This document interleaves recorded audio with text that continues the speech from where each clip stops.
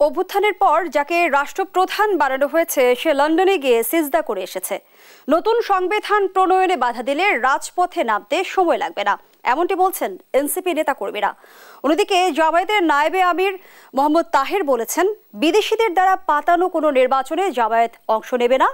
নির্বাচনে পিআর পদ্ধতির দাবিতে নির্বাচনের দাবি জানিয়েছে দলটি। অন্যদিকে বিএনপি বলছে, যারা নির্বাচন নিয়ে শঙ্কা প্রকাশ করছে তারা গণতন্ত্রের পক্ষের শক্তি নয়। রাজনৈতিক দলগুলোর মতপার্থক্যে ক্রমেই জটিল হয়ে উঠছে নির্বাচনের সমীকরণ। অন্যদিকে আমরা যেমনটি দেখেছি, গতকাল 15 আগস্ট শোক পালনকে কেন্দ্র করে তৈরি হয়েছে উত্তেজনা। সবকিছু মিলিয়ে গণঅভ্যুত্থানের 1 বছর পেরিয়ে সমাজ রাষ্ট্র রাজনীতিতে কেন এত অস্থিরতা, এই প্রেক্ষাপটে আমাদের আজকের আলোচনা। দর্শক, আমি ফারনাজ জুই সবাইকে আমন্ত্রণ জানিয়ে শুরু করছি দেশ টেলিভিশনের নিয়মিত আয়োজন দেশ সাম্প্রতিক। নিবেদন করছে Arail angle channel and square বার। চারপাশের খবরগুলো লজ্জার, এই শিরোনামে আজকের আলোচনা এগিয়ে নিতে স্টুডিওতে আছেন দুজন সম্মানিত অতিথি। চলুন একে একে পরিচিত হই। আছেন আবু আলম শহীদ খান, সাবেক সচিব ও রাজনীতি বিশ্লেষক। সেই সঙ্গে আরও আছেন গোলাম মাওলা রনি, সাবেক সংসদ সদস্য ও লেখক। দুজনকে আমন্ত্রণ জানাচ্ছি আজকের আলোচনায়। গোলাম মাওলা রনি, আপনাকে দিয়ে আলোচনাটা শুরু করি। বলছিলাম যে গণঅভ্যুত্থানের 1 বছর পেরিয়ে যে রাষ্ট্র সংস্কারের স্বপ্ন আমরা দেখেছিলাম, ফ্যাসিবাদ মুক্ত বাংলাদেশের স্বপ্ন আমরা দেখেছিলাম, সেই স্বপ্ন ভঙ্গ হলো কেন? আমরা আসলে কোনো স্বপ্ন দেখিনি, মানে এই কথাটা আমি আপনাকে একটু বিনয়ের সঙ্গে স্মরণ করাই দিতে চাই। আমরা মূলত শেখ হাসিনার হাত থেকে রক্ষা পাওয়ার জন্য আকুতি আহাজারি চেষ্টা তদবির করছিলাম। এর বাইরে আসলে আমাদের কোনো স্বপ্নটা ছিল না।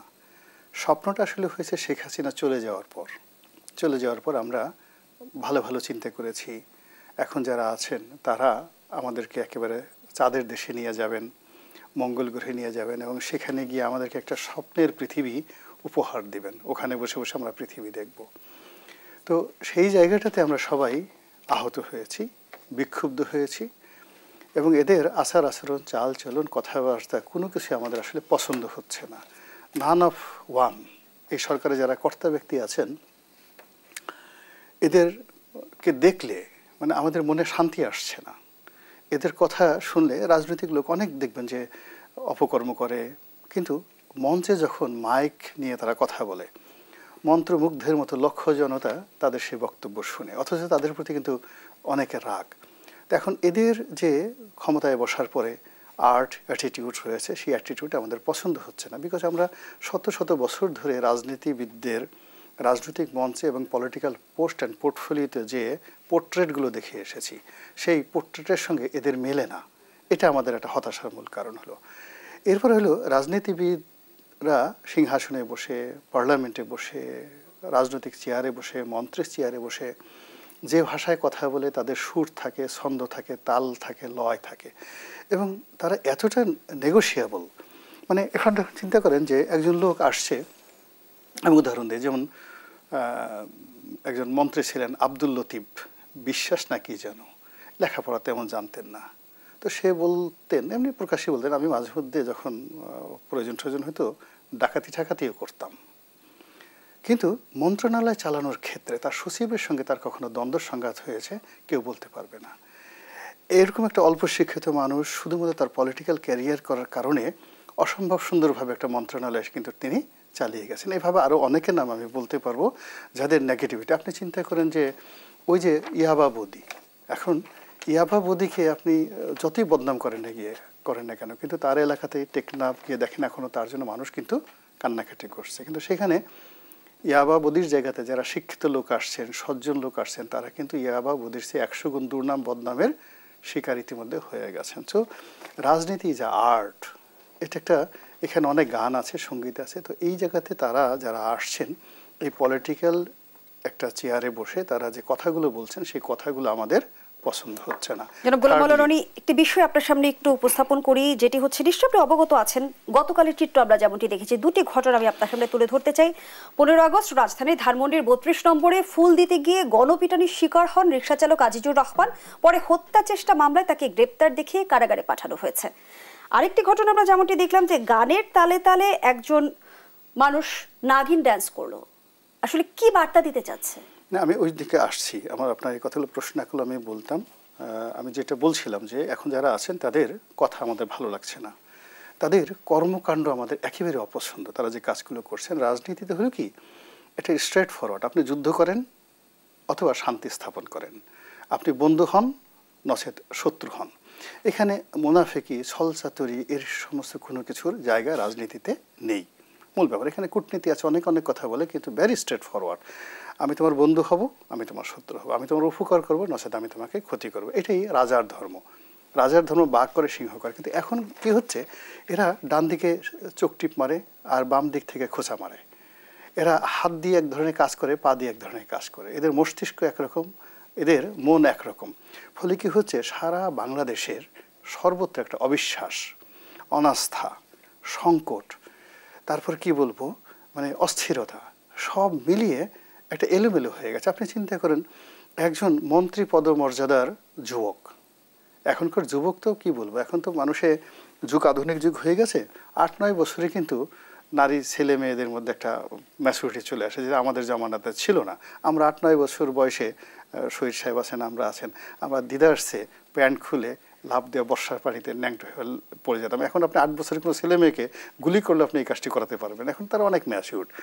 তো সেখানে 30 বছর বয়সের একজন ধরেন উপদেষ্টা, সে হঠাৎ করে গভীর রাতে তার মনে হলো হাঁস খাবে। হাঁস খাওয়ার জন্য সে চলে গেল অনেক দূরে, 8-10 কিলোমিটার দূরে সে মোটর সাইকেল চালিয়ে হাঁস খেয়ে চলে গেল। হাঁস পেল না, তখন তার মনে হলো যে আমি ওয়েস্টিনে যাব। এখন আমি এটা খুঁজে পাই না। হাঁস খুব শক্তিশালী একটা খাবার, এটা খেলে শরীরে একটা জেহান এসে যায়, একটা জোশ এসে যায়, এবং এটা যৌবন যাদের, মানে সেই তাদের যৌবন আরও বেড়ে যায়। এটা বিবাহিত লোকদের জন্য ঠিক আছে, অবিবাহিত লোকদের জন্য এই হাঁস খাওয়া খুবই একটা কঠিন একটা বিষয়। সে হাঁস খেয়ে আবার দৌড়ে এসে ওয়েস্টিনে আসছে, আর ওয়েস্টিনের নাম শুনে আমার খালি কেন পাপিয়া কান্ট্রির কথা মনে পড়ে, সেই বাইজি কান্ট্রির কথা মনে, আমি মিলাতে পারি না। তো সেই মিলানের সঙ্গে আপনি যদি চিন্তা করেন যে 15ই আগস্টকে কেন্দ্র করে 32 নম্বরে যে ঘটনাগুলো ঘটেছে, এটাও স্বাভাবিক ডিকশনারির মধ্যে পড়ে না। গত বছর আমরা এই 15ই আগস্টে এখানে যাদেরকে অগ্রগামী ভূমিকায় দেখেছি, দেশি বিদেশি ইউটিউবাররা, তারা নেতৃত্ব দিয়ে 15ই আগস্ট এখানে হচ্ছে, ওখানে গত বছর যারা ডিজে পার্টি করেছে, এই বছর সেট চেঞ্জ হয়ে গেছে, তারা কিন্তু নেই, নতুন একটা গ্রুপ আসছে। এবং স্পষ্টতই বিএনপির যারা লোকজন আছে এখানে এই টোটাল 15ই আগস্টের দিনে 32 নম্বরে তারা নেতৃত্বের ভূমিকায় থেকেছে। অথচ গত বছর এটা জামাত, এনসিপি, ইউটিউবার, অমুক পার্টি টমুক পার্টি বিভিন্ন লোকজন ছিল। তো এটা হঠাৎ করে এটার এই বিবর্তন হলো কেন? ওই আগের পার্টি তারা চলে গিয়ে আবার নতুন পার্টি কেন আসলো? আর এখানে যে ঘটনাগুলো ঘটছে, স্পষ্টতভাবে একটা নিয়মতান্ত্রিক রাজনৈতিক দল, বিএনপির মতো একটা বড় দল, তাদের জন্য এ দায় মেটানো আগামী দিনে খুব কঠিন একটা বিষয় হয়ে যাবে। তারা কেন বুঝতে পারছে না যে যখন তৃতীয় একটা ছোট পক্ষ, ধরুন একটা খরগোশ কিংবা ধরুন একটা শিয়াল, সে দুটো বাঘকে মুখোমুখি করে দিচ্ছে, দুটো সিংহকে মুখোমুখি করে দিচ্ছে, এবং দুটো সিংহ যদি মারামারি করে পুরো বনভূমিতে তারা বিরান হয়ে যায়, তাহলে কি হচ্ছে, ওই যে যে ছোট ছোট প্রাণী আছে তাদের একটা রাজত্ব প্রতিষ্ঠিত হবে। রাজনীতির এই সহজ জিনিসগুলো কেন বড় বড় রাজনৈতিক দলগুলো বুঝতে পারছে না? এখানে মূল ব্যাপার হলো যে সবাই কি হচ্ছে, এত কিছুর পরেও কেন পুতিনের সঙ্গে সেই আলাস্কাতে গিয়ে ডোনাল্ড ট্রাম্প দেখা সাক্ষাৎ হচ্ছে, এবং পুরো দেখা সাক্ষাৎ এর মধ্যে পুরোটাই নেগেটিভ, 100% নেগেটিভ। নেগেটিভ হওয়ার পরে দুজন হাসলেন এবং আবার তারা বৈঠক করার সিদ্ধান্ত নিলেন, এবং পুতিন হেসে বললেন যে আমাদের নেক্সট বৈঠক মস্কোতে হবে। তো এই হলো আর্ট অফ নেগোসিয়েশন। তো সেখানে বাংলাদেশের সবচেয়ে বৃহৎ একটি দল যারা দাবি করে একাধিকবার তারা ক্ষমতা এসেছে, সেই দলগুলো ছোট ছোট দলের পেছনে ছুটছে, তাদের বুদ্ধিতে তারা বারবার পরাজিত হচ্ছে, তাদের দ্বারা উত্তেজিত হচ্ছে, এবং তারাও এখন হাঁস খেতে চাচ্ছে, অনেকে হাঁস খেতে চাচ্ছে, হাঁসের পিছনে ছুটছে। সেটা পিটার ডি হাঁস হোক, পাতি হাঁস হোক, সেটা নীলার হাঁস হোক কিংবা ওয়েস্টিনের হাঁস হোক, বাট এই হাঁস খাওয়ার জন্য এখন বাংলাদেশে যে উন্মাদনা শুরু হয়েছে, আমি এই উন্মাদনার কোনো শেষ দেখছি না। অসংখ্য ধন্যবাদ জানাচ্ছি গোলাম মাওলা রনি, আবু আলম, শহীদ খান। গতকালের ঘটনা দিয়েই শুরু করতে চাই। যেমনটি আমরা দেখেছি সামাজিক যোগাযোগ মাধ্যমে অনেকেই শোক প্রকাশ করেছে, যদিও শোক প্রকাশ করে শিল্পী অভিনেতাদের আক্রমণের শিকার হতে হয়েছে, তাদের ফ্যাসিস্ট আখ্যা দেওয়া হয়েছে। শোক প্রকাশের সাথে ফ্যাসিস্টের কোনো সম্পর্ক আছে কিনা প্রশ্ন এক।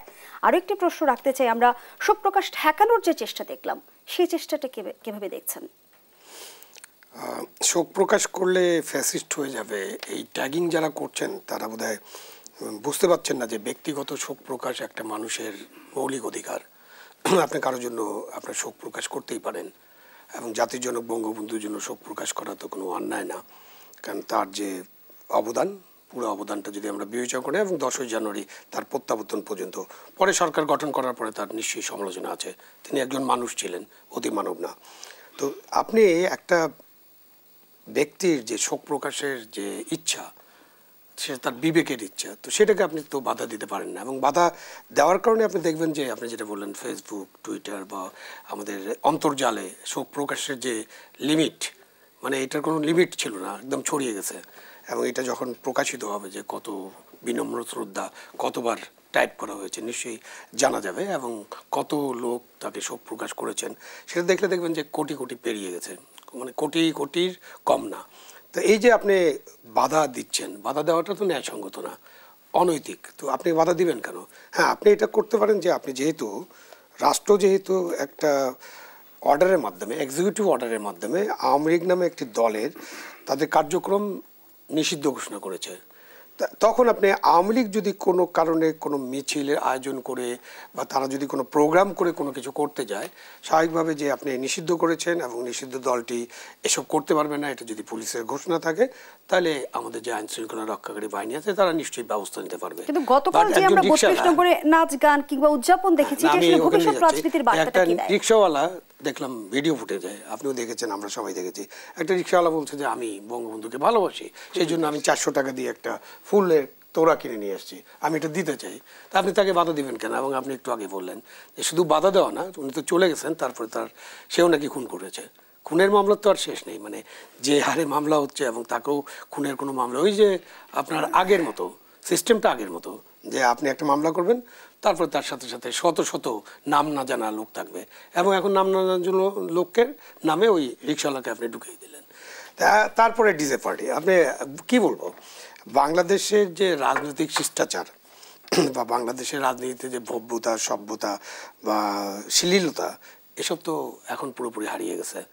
এর আগেও নিশ্চয়ই এটা চ্যালেঞ্জের মুখে ছিল, আমরা দেখেছি যে কখনো কখনো এই শিষ্টাচার আমরা অতিক্রম করতে দেখেছি, বাট এখন শিষ্টাচারে কোনো বালাই নেই। যেটা রনি বললেন যে একটা বৃহৎ দলের সাথে এটা মানে এখন মিলে গেছে কেন, গতবার যারা ছিল সেই সেট পরিবর্তন হয়েছে, এখন বিএনপির নাম আমরা দেখেছি, বিএনপির লোকজন নাকি এটা করছে। বিএনপি খুব বড় দেখেছি যে তারেক রহমানকে নিয়ে অশ্লীল গালিগালাজ দিয়ে স্লোগান দেওয়া হয়েছে, জিয়াউর রহমানের ছবিকে অবমাননা করা হয়েছে। তাই তো, মানে এখন এরা বিএনপির কিনা, কোনো তৃতীয় পক্ষ কিনা যারা বিএনপিকে মেলাইন করতে চায়, এটা তাদেরকে পরিষ্কার করতে হবে। আমি নজরুল ইসলাম খানের একটা মন্তব্য দেখেছিলাম, নজরুল ইসলাম খান বলছেন যে এইসব বিএনপির করা উচিত না, এসব বলে টলে উনি শেষের দিকে একটা মারাত্মক কথা বলেছেন, আমাদেরও তো জিয়ার মাজার আছে, আমাদেরও তো কবর হবে, তো এগুলো কি ভবিষ্যতে আমরা বগলে নিয়ে হাঁটবো নাকি? তো এইটা চিন্তা করতে হবে যে আপনি এখন যা করছেন সেটা কিন্তু অনেক গুণে 10 গুণ, 100 গুণ, 1000 গুণ ফিরে আসতে পারে। আমরা এমন কাজ কেন করব যে কাজটাতে মানুষের মধ্যে প্রতিহিংসা জাগ্রত হবে, এবং আপনি প্রতিহিংসা পরায়ণ হয়ে যাচ্ছেন, এবং পুরো দেশটাকে একটা প্রতিহিংসার রাজনীতিতে আপনি ঢুকিয়ে ফেলছেন। এই যে কালকে বিএনপি যদি ওখানে যেয়ে থাকে, বা বিএনপির যারা যারা গিয়েছেন, কেন গিয়েছেন তারা আরও ভালোভাবে ব্যাখ্যা করতে পারবেন, তারা কিন্তু ওই যে কুকুরের লেজের মতো হয়ে গেছে, যে ওই যে লেজ কুকুরকে নাড়াচ্ছে না, কুকুর লেজ নাড়াচ্ছে, এরকম একটা অবস্থা হয়ে গেছে। তারা মনে করছেন যে আমরা বোধহয় পিছিয়ে গেলাম, যে আমরা যে এই আওয়ামী লীগের ফ্যাসিস্ট এবং তাদেরকে এই যে মাফিয়া, নাজি, নানান কথা বলা হয় না আওয়ামী লীগ সম্পর্কে। আওয়ামী লীগের যারা অন্যায়ের সাথে যুক্ত ছিল, যারা অপরাধ করেছে, যারা কর্তৃত্ববাদী শাসনের সাথে যুক্ত ছিল, যারা গণহত্যার সাথে যুক্ত ছিল, আরও অনেক 100টা অপরাধ আছে, আপনি প্রত্যেকটা অপরাধের বিচার করেন, ন্যায্য বিচার করেন।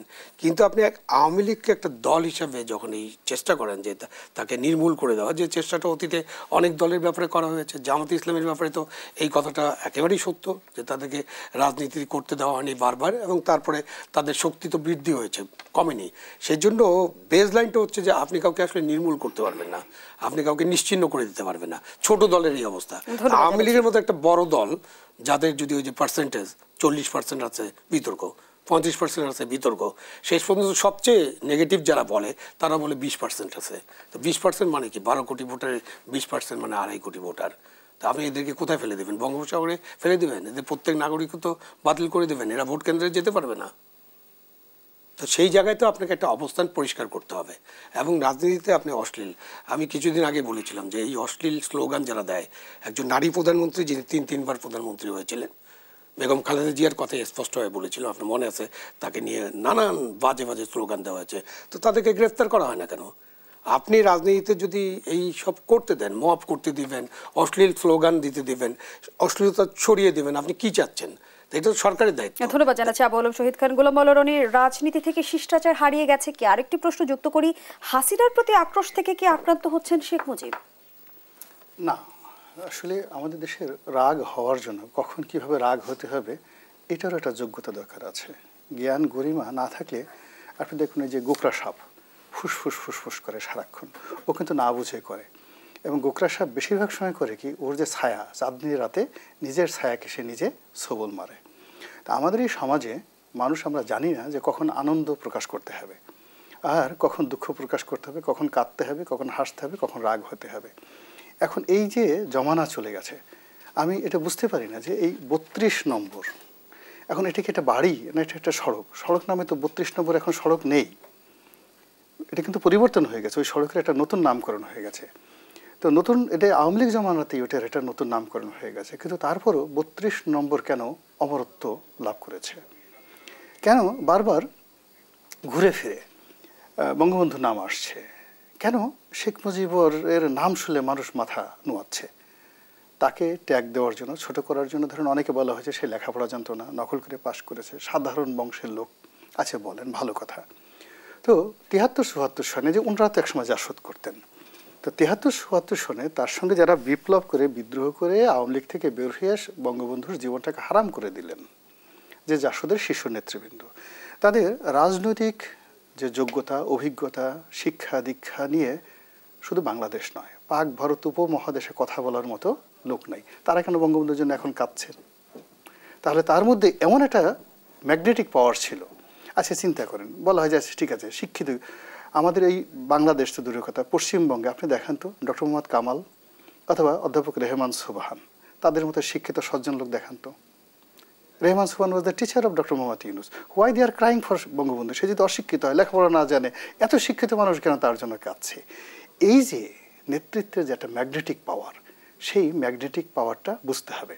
ওই যে 32 নম্বর, ওই 32 নম্বরের অনেক দৃশ্য, অনেক চিত্র, অনেক গল্প, অনেক কবিতা মানুষের মনে মননে এমনভাবে, সেটা আপনার মাথায় যদি হাতুড়ি দিয়ে পেরেক ঢুকানো হয় এবং সেই পেরেকটা যেভাবে আপনার মস্তিষ্কে প্রতিটা মুহূর্তে সাড়া ফেলবে, তেমনি ওই 32 নম্বরের অসংখ্য স্মৃতি ওটাকে এমনভাবে অমরত্ব দিয়েছে। আপনি চিন্তা করেন, একজন রাজপুরুষ, বিশাল একজন 6.5 ফিট উচ্চতা রাজপুরুষ, সে একটা লুঙ্গি পরে, একটা সাধারণ জামা গায়ে দিয়ে, 3-4টা বোতাম খোলা, খাবার টেবিলে বসছেন। হঠাৎ করে মনে হলো তার সামনে একটা ওই না খেয়ে আছে অভুক্ত দুপুরে একজন পুলিশ কনস্টেবল, সে দৌড়িয়ে খাবার টেবিলে সেই পুলিশটাকে ধরে এনে তাকে খাবার টেবিলে বসে একসাথে খাওয়ালেন। এই ছবি আপনি বাঙালির মধ্যে কিভাবে দূর করবেন বলেন তো? এই ছবি তো এরশাদের নাই, এই ছবি তো বেগম জিয়ার নাই, এই ছবি তো শেখ হাসিনার নাই। কিন্তু বারবার সুযোগ পেয়েও আসলে আমরা গণতান্ত্রিক যাত্রায় কেন হোঁচট খেয়েছে, কিংবা আমাদের রাজনীতিতে গুণগত পরিবর্তন কেন আসেনি, সেই প্রশ্নগুলো আপনার কাছে রেখে যেতে চাই। বিরতির সময় হয়েছে। দর্শক, দেশ সাম্প্রতিকের এই পর্যায়ে একটা বিরতি নিচ্ছি, সাথেই থাকুন। আবারও আমন্ত্রণ, দেখছেন দেশ সাম্প্রতিক, নিবেদন করছে Arail angle channel and square বার। আমরা আবারও ফিরছি আলোচনায়। গোলাম মাওলা রনি, যে আলোচনায় আমরা ছিলাম, নির্বাচনের সময় ঘোষণা করেছে প্রধান উপদেষ্টা, নির্বাচন কমিশনও সার্বিক প্রস্তুতি এগিয়ে নিচ্ছে, কিন্তু রাজনৈতিক অঙ্গনে আমরা দেখছি মত পার্থক্য।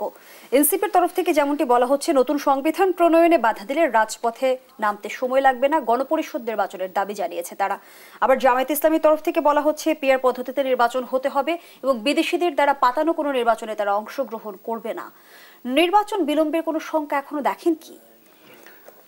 নির্বাচন বিলম্ব, নির্বাচন, এই জিনিসগুলো আমার ডিকশনারিতে এখন পর্যন্ত আসছে না। আমি একটা ফটো কার্ড দেখলাম ফেসবুকে, এটা সত্য না মিথ্যা আমি বলতে পারবো না।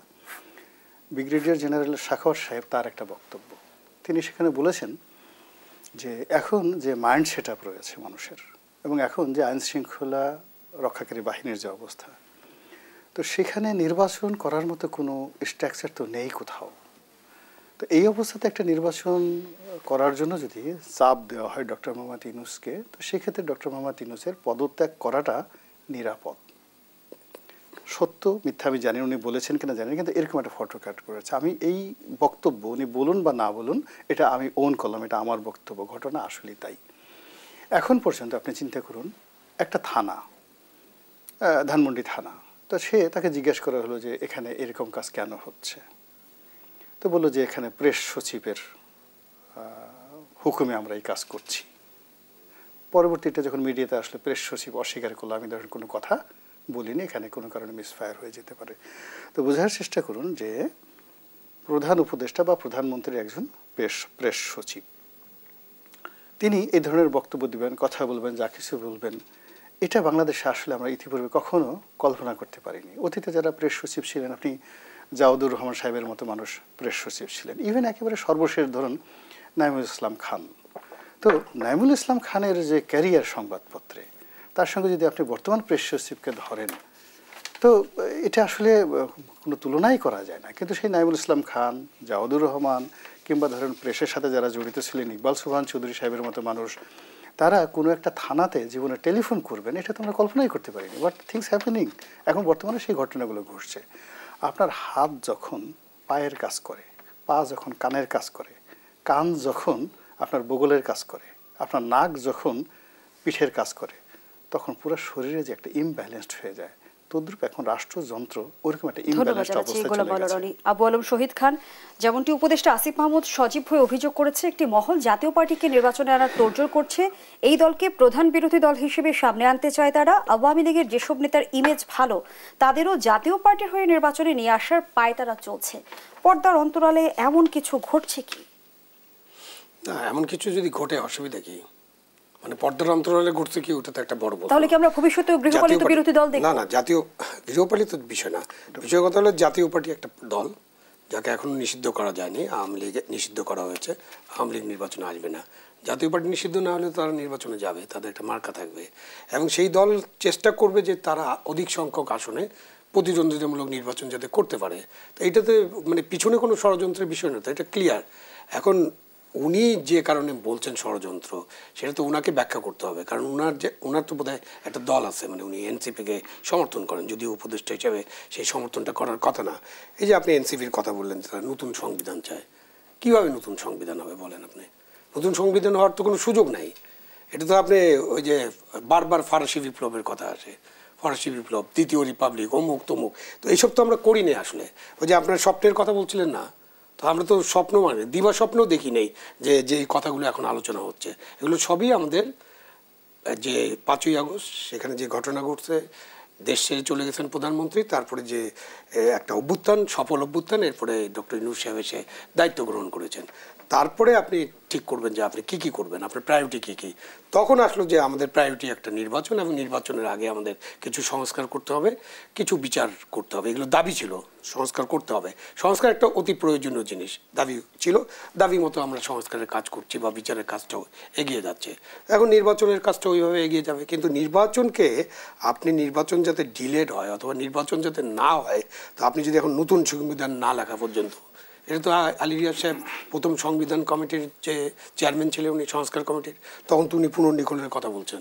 এখন আজকে 4 মাস পরে আলী রিয়াজ কি পুনর্লিখন করছেন না? তো সনদ কি হচ্ছে? সনদে তো বলা হয়নি যে আমরা এই সংবিধান বাদ দিয়ে একটা পুনর্লেখন করবো এবং সব দল সাইন করলে এটা সংবিধান হয়ে যাবে, এরকম তো আসলে হবে না। সংবিধান তো সংবিধান, সংবিধান ঠিক করতে হলে, পুনর্লিখন করতে হলে গণপরিষদের নির্বাচন আপনি করতে পারেন, বাট সেটাও তো আপনাকে গণপরিষদ নির্বাচনের ব্যাপারে আপনাকে একমত হতে হবে। এইখানে তারপরে আপনি সংবিধানের যদি গণপরিষদ নির্বাচন না হয়, তখন আপনি সংবিধান যা আছে সেখানে যা যা প্রয়োজনীয় ত্রুটিমুক্ত করা, সেগুলো আপনি করতে পারবেন। এইভাবেই তো এটা হবে। আপনি কি পিআর পদ্ধতি চালু করতে হবে, এই পিআর পদ্ধতি কোত্থেকে হঠাৎ করে আসলো, এটা নিয়ে আলোচনা হচ্ছে। আলোচনা যে হয়নি একবারে এরকম না, 2008 সাল থেকে আলোচনা হচ্ছে। ইসলামী আন্দোলন এই আলোচনাটা এনেছিল, এবং আরও কেউ বাম দলগুলো এই আলোচনা করেছে, কারণ তারা দেখেছে যে তারা যে ভোট পায় তাতে তাদের এককভাবে কোনো সিটে না জিতলেও তাদের ভোটের কারণে হয়তো তারা 2, 4, 5, 10, 20 সিটের ভাগ পেতে পারে। জামাত ইসলামী তো এরকমই মনে করে। তো এই জিনিসটা তো আপনাকে আরেকটা নির্বাচন হতে হবে। এই নির্বাচনের পরে সেই যে সংবিধানের ভিত্তিতে যে নির্বাচনটা হবে এবং নির্বাচনের পরে যে পার্লামেন্ট হবে, সেই পার্লামেন্ট যদি মনে করে যে আমরা একটা পিআর পদ্ধতিতে যাব, তখন এটা করা সম্ভব হবে। তার আগে তো এটা করা সম্ভব হবে না। তার মানে হচ্ছে যে আপনি যখন এগুলো বলেন, আপনি নির্বাচনটাকে বিলম্বিত করতে চান অথবা নির্বাচন চান না। এখন নির্বাচন চান না বললে ওনারা রাগ করতে পারেন, নির্বাচন কেন চাবেন ওনারা তো এখন ভালো পজিশনে আছেন, ওনাদের দলের কোনো তো মানে ভোটের মাধ্যমে কিছু করার বা তাদেরকে বুঝে নেওয়ার সুযোগ নাই। সুতরাং ওনারা যে ক্ষমতার পজিশনটা এনজয় করছেন এটা ওনারা ছাড়বেন কেন? যখনই নির্বাচন হবে তখন তো জনগণের ভোটে নির্বাচিত প্রতিনিধিরা দায়িত্ব গ্রহণ করবে, নির্বাচিত একটা সরকার দায়িত্ব গ্রহণ করবে, তখন ওনারা যে সুবিধাগুলোতে আছেন সেই সুবিধাগুলো ওনারা পাবেন না। শহীদ খান কাদের কথা বলছেন? পরিষ্কারভাবে জামাতে ইসলামী, এনসিপি এবং কিছু দল, বিএনপিও কিছু সুবিধা আছে। আপনি বলছেন ক্ষমতা সুবিধাভোগী, আজই কিন্তু এনসিপি ক্ষমতা সুবিধাভোগী না, ওরা তো সরকারি দল। সুবিধাভোগী বললে ওদেরকে একটু অপমান করা হবে। এটা তো ডক্টর ইউনূস সাহেব নিজেই এই দলটা তৈরি করার জন্য তাদেরকে উপদেশ দিয়েছেন। যদি একটু কোট করি হাসনাত আব্দুল্লাহর বক্তব্য, অভ্যুত্থানের পর যাকে রাষ্ট্রপ্রধান বানানো হয়েছে সে লন্ডনে গিয়ে সিজদা দিয়ে এসেছে। চাণক্য নীতি আছে। তো সিজদা দিয়ে আসলে তো সিজদা যদি কেউ দিয়ে থাকে এটা আমি জানি না এটা কি কথা, এটা তো একটা ফ্রেন্ডলি গেম।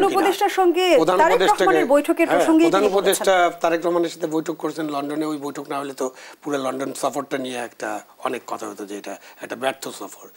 এবং তারেক রহমানের সাথে উনি যদি কথা বলতে চান তাহলে অসুবিধা কি? সারাদিন তো উনি এনসিপি এবং অন্যান্য রাজনৈতিক দলের সাথে কথা বলছেন, আমি তো এটাতে কোনো অসুবিধা দেখি না।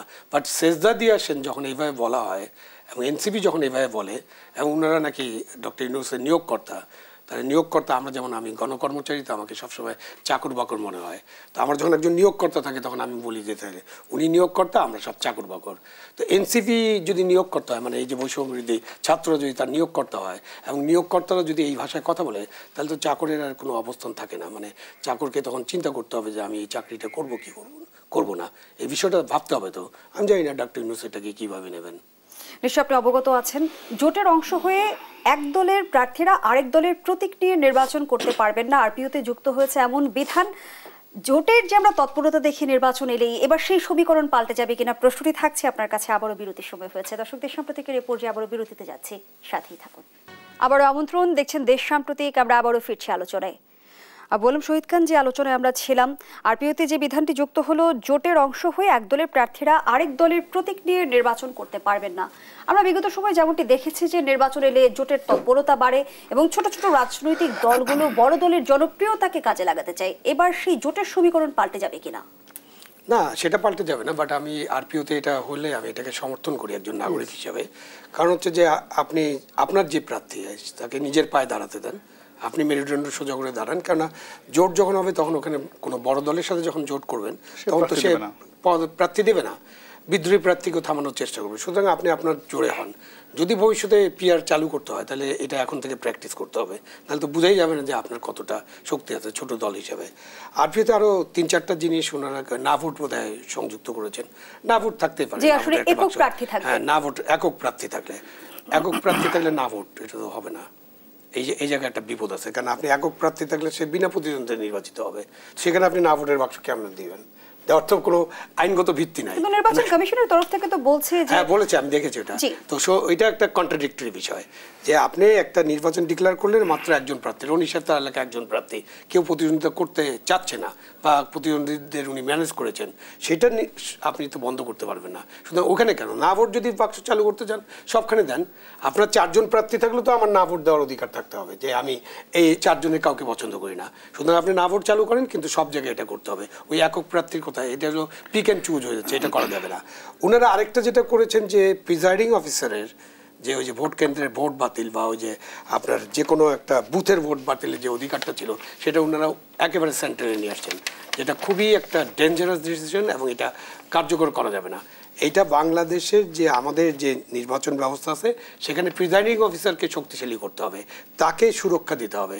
আমরা যদি প্রিজাইডিং অফিসারকে শক্তিশালী করতে না পারি, সুরক্ষা দিতে না পারি এবং তার পাওয়ারটা যদি আমরা কার্টেল করি, তাহলে কিন্তু ভবিষ্যতেও যে ইতিহাসের সেরা নির্বাচন তো দূরের কথা, কোনো ভালো নির্বাচন করা সম্ভব হবে না। আপনি আরপিওতে ইন্ডিপেন্ডেন্ট প্রার্থীর জন্য যে 1% ভোটের বিধান রাখা হয়েছে, যে 1% ভোটে তারা সাইন করতে হবে, এটা তো একদম সংবিধান বিরোধী, মৌলিক অধিকার বিরোধী আইন। এটা আপনি বদলান না কেন? আপনি তো এটা বদলান নাই। আপনি এটা কিভাবে চান যে একজন ভোটার ভোটের আগেই কাকে ভোট দিবে এটা তাকে ডিক্লেয়ার করতে হবে? এটা তো যে ভোটের যে নিয়ম আছে, যে গোপনীয়তা, সেটা তো গোপনীয়তার বিরুদ্ধে, সেটা তো আপনি করতে পারেন না। সুতরাং এই আইনটা বাতিল করা দরকার ছিল, সেটা তারা বাতিল করেননি। আপনি যদি 1% আইন বাতিল না করেন, তাহলে আপনি দেখেন যে গত 10টা নির্বাচনে বা 5টা নির্বাচনে, এই 3টা বাদ দেন, 14, 18, 24 নির্বাচন বাদ দেন, তার আগের নির্বাচনগুলোতে এই যে রেজিস্টার্ড দলগুলো আছে, কোনো দল এমনও আছে যে বাংলাদেশে সারা বাংলাদেশ মিলে 1000 ভোট পায়নি, কিন্তু রনি সাহেবের এলাকায় রনি সাহেবের ভোটার আছে কমপক্ষে 3 থেকে 4 লক্ষ। ওটার 1% মানে 3000 থেকে 4000 ভোটারের সিগনেচার নিতে হবে একজন ইন্ডিপেন্ডেন্ট প্রার্থীকে। তো আপনি এটা কেন তার উপরে বাধ্যতামূলক করবেন? আরেকটা জিনিস আছে যে আমাদের রাজনৈতিক দলগুলো যেগুলো করে, সেটা হলো তারা একটা নমিনেশন 4টা লোককে দিয়ে দেয়, যে 4 জন আমার ক্যান্ডিডেট, এবং শেষ মুহূর্তে যে এই রাজনৈতিক দলগুলো একজনকে ওই মার্কাটা দেয়, বাকি 3 জনকে তারা ভোট থেকে বের করে দেয়। এইটাও একটা পরিবর্তন করা দরকার। এটা হলো একটা দলীয় স্বৈরাচারের মতো, এবং নমিনেশন বিক্রির ব্যবস্থা ভালো হয়। জি, জনাব গোলাম মোল্লা রনি, দুটি জরিপের তথ্য আপনার সামনে তুলে ধরতে চাই। একটি সুশাসনের জন্য নাগরিক সুজনের তরফ থেকে করা হয়েছে যে 71% মানুষ উচ্চকক্ষের সংখ্যানুপাতিক পদ্ধতিতে আসন বন্টন চায়। আরেকটি জরিপ করেছে বিআইজিডি, সেখানে বলা হয়েছে 48.5% ভোটার এখনো নিশ্চিত নয় কাকে ভোট দেবে। একটু জানতে চাই, জনগণের মাঝে কি নির্বাচন নিয়ে অনীহা তৈরি হয়েছে? মানে প্রথমত এই ধরনের জরিপ যারা করে, এই সমস্ত জরিপের পেছনে বিরাট একটা ধান্দা কাজ করে, দেশি বিদেশি স্বার্থ কাজ করে, অর্থ লেনদেনের কাজ করে। আর যে লোকগুলো করেছে, যেমন সুজন, বদিউল আলম, সরকারের সাথে জড়িত, এখন যাদের সাথে আছে, আর এই লোকের রেকর্ড, অতীত রেকর্ড ভালো না, বাংলাদেশে কোনো রেকর্ড ভালো না। ফলে এই যে 71% কী করছে না করছে, এইটা ওনাকে নিয়ে কথা বলার রুচি আমার নেই। দ্বিতীয়ত ব্রাক একটা করছে, জরিপ করছে, এরা আড়ঙের দুধ বিক্রি করে, তারপরে শেষে এরা ওই কাঁথা সেলাই করে, এরা সুদে টাকা ধার দেয়, এরা বিকাশের ব্যবসায়ীদের গরিব মানুষকে শোষণ করে, তারপর শেষে এরা ঢাকা শহরে বড় বড় বিল্ডিং করে রাজার হালে এরা কাটায়। এদের যে ফজলি হাসান, স্যার ফজলি হাসান আবেদ, এই যে ডক্টর মোহাম্মদ ইউনূস, অন্যান্য যারা এনজিও আছে, দে হ্যাভ এ জ্ঞান, তারা একটা স্বার্থ নিয়ে কাজ করে। এই স্বার্থের মধ্যে তো নির্বাচন, ইলেকশন এদের মধ্যে কখনো ছিল না। এরা কেন জরিপ করতে যাবে? জরিপ করা তার অধিকারটাকে, দরকারটা কি? এরা প্যাঁচ লাগাচ্ছে। সব মিলিয়ে যে কাজগুলো করছে, এগুলো নিয়ে আসলে আমাদের কথা বলা উচিত না। আমাদের প্রথম প্রশ্ন করা উচিত যে তুমি এই কাজগুলো কেন, দরকার কি? এখন হঠাৎ করে ধরেন একজন কৃষক, সে কৃষক দিয়ে যদি এসে হাতি চালানো শুরু করে দেয়, একজন গারোয়ান, সে মহিষের চালায়, সে যদি বলে যে আমি আর আজকে থেকে মোষ চালাবো না, আমি কালকে থেকে 747 বোয়িং 747 চালাবো, তো তখন এটা যেমন মেজাজ গরম হয়ে যায়, তেমনি এদের কর্মকাণ্ড দেখে মেজাজ গরম হয়ে গেছে। আরে বাবা, আমরা সারা বছর মানে 40 বছর যাবত রাজনীতি করি, 25 বছর যাবত ন্যাশনাল পলিটিক্স করতেছি, তো একটা দলের নির্বাচিত সবচেয়ে প্রতিযোগিতামূলক একটা জায়গাতে নির্বাচিত সংসদ সদস্য হওয়ার পরে সকালবেলা যে রাজনীতি বুঝি, বিকেলবেলা দেখি ভুল। আমরা সেই সকালে 1 বালতি পানি খাই, বিকেলবেলা 11 বালতি পানি খাওয়া লাগে রাজনীতি ঠিক করার জন্য। আর আমাদেরকে সাজেশন দেওয়ার জন্য যারা রাজনীতির বুঝে না, তারা আমাদের ব্যাপারে জরিপ করে। মানে কি বলবো, মানে মেজাজ আর ঠিক রাখা যায় না। বাংলাদেশে যা কিছু হচ্ছে এসবই সার্কাস, নাটক, এবং এই নাটক যারা করছে তাদের সবাইকেই রাজনীতি খুব খারাপ ম্যাডাম, খুব খারাপ জিনিস। এখানে কেউ কাউকে ক্ষমা করে না। এটা এতটা প্রতিশোধ পরায়ণ। আপনি চিন্তা করেন যে 15 বছর সেই শক্ত হাতে, যাকে বলা হতো লেডি হিটলার, এবং যাকে বলা হতো সেই হীরক মানবী, মানে লোহা থেকে শুরু করে যে কোনো স্টিলের চাইতে শক্তিশালী পাথর কোনটা? হীরা। তো শেখ হাসিনাকে বলতো হীরক মানবী। এই রাজনীতির উত্তাপে 1 মিনিটে হীরা গলে চুরমার হয়ে গেছে। আর এখন যেখানে হীরা গলে চুরমার হয়ে গেছে, আর এখন যারা কাদামাটি, ভেদা কাদা, এই কাদামাটি বসে বসে এখন আমাদেরকে সাজেশন দিচ্ছে, এটা করো, এটা করো। শুনুন, ব্যাপারে ভালো, মানুষের শরীরে দেখবেন এই যে ডায়রিয়া হয়, সবচেয়ে খারাপ অবস্থা, তখন একটা স্যালাইন দেয় না? সেই স্যালাইনের নাম কি জানেন? ডেক্টোজিন একুয়া। মানে জাস্ট পানি দেওয়া হয়, ফর্মাল একটা, জাস্ট ওই রুগীকে বাঁচানোর জন্য এমন একটা দেওয়া হয় যে ও মানে ডায়রিয়ার শরীর কোনো শক্ত খাবার নিতে পারে না। এখন শেখ হাসিনার 15 বছরের শাসনের পরে আমাদের এই দেশে যা অবস্থা তৈরি হয়েছে, সেখানে বেসিক যে ডাল ভাত নেওয়ার মতো অবস্থা কিন্তু নাই। এখানে ডেক্টোজিন একুয়া দিয়ে এই জাতিকে রক্ষা করার দরকার ছিল। ওনারা যদি বুদ্ধিমান হইতো, তারা বলতো আমরা এই 2 বছর 3 বছর এই কাজগুলো করব। পুলিশের মনোবল ফিরে আনবো, সেনাবাহিনীতে শৃঙ্খলা আনবো, এবং যে সমস্যার সৃষ্টি হয়েছে এটা করব, তারপর আমরা ইলেকশনে যাব। যদি আমাদেরকে অ্যাপ্রুভাল দেন আমরা থাকবো, নাহলে আসসালামু আলাইকুম। তা না করে যেটা বেসিক একেবারে ফান্ডামেন্টাল একটা ইলেকশনের জন্য, সেই ফান্ডামেন্টাল ইলেকশনের বাইরে গিয়ে আরো হাজারোটা সেই এখানে নুক্তা লাগিয়ে দেওয়া হয়েছে। তো রাজনৈতিক দলগুলোর চাপ উপেক্ষা করার শক্তি বা সামর্থ্য অন্তর্বর্তী সরকারের আছে কি, এক লাইনে যদি শুনি? মানে প্রথমত রাজনৈতিক দলগুলোর চাপ দেওয়ার ক্ষমতা নেই, আর সরকারের তো চাপ কাকে বলে তারা জানেই না, দে ডু নট নো। ধন্যবাদ জানাচ্ছি জনাব গোলাম মোল্লা রনি, ধন্যবাদ জানাচ্ছি জনাব আবু আলম শহীদ খান আপনাকে। দর্শক শেষ করছি দেশ সাম্প্রতিকের আজকের আয়োজন। ধন্যবাদ এতক্ষণ আমাদের সাথে থাকার জন্য।